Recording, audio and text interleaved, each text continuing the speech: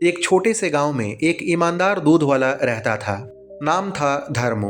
हर सुबह वो अपने घर से निकलता, सिर पर मटके में दूध और मक्खन लेकर गांव के सबसे प्रसिद्ध हलवाई के पास पहुंचता।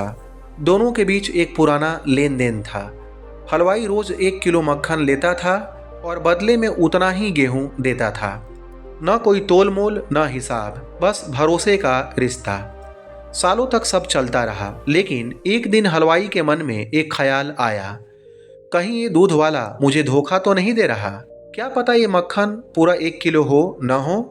वो सोचता रहा और अगले दिन उसने तय किया, आज मैं मक्खन का वजन करके देखूंगा। घर पहुंचकर उसने तराजू निकाली और मक्खन को एक पलरे में रखा, दूसरे पलरे में 1 किलो का बाट।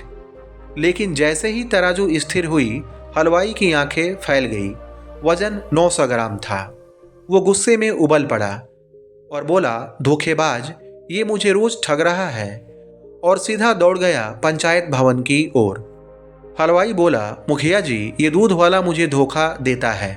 मैं इसे हर रोज 1 किलो गेहूं देता हूं, लेकिन ये मुझे सिर्फ 900 ग्राम मक्खन देता है। पंचायत में शोर मच गया। मुखिया ने दूध वाले को बुलाया और बोला, धर्मू, क्या ये सच है? दूध वाला शांत खड़ा रहा, सिर झुकाए।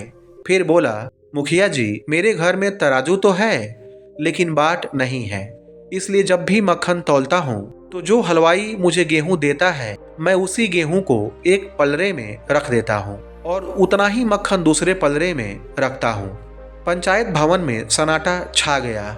जो हलवाई दे रहा था वही उसे वापस मिल रहा था। मुखिया ने मुस्कुराकर कहा, तो असली दोषी कौन? धर्मू ने सिर झुकाया, मैं तो वही लौटाता हूँ जो मुझे मिलता है।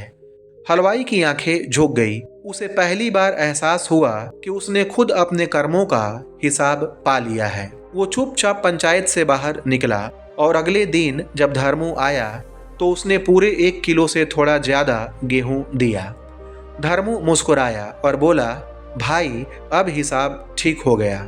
जीवन में हर चीज का हिसाब होता है। आप किसी को जितना देते हैं, कभी न कभी वही लौटकर आपके पास आता है।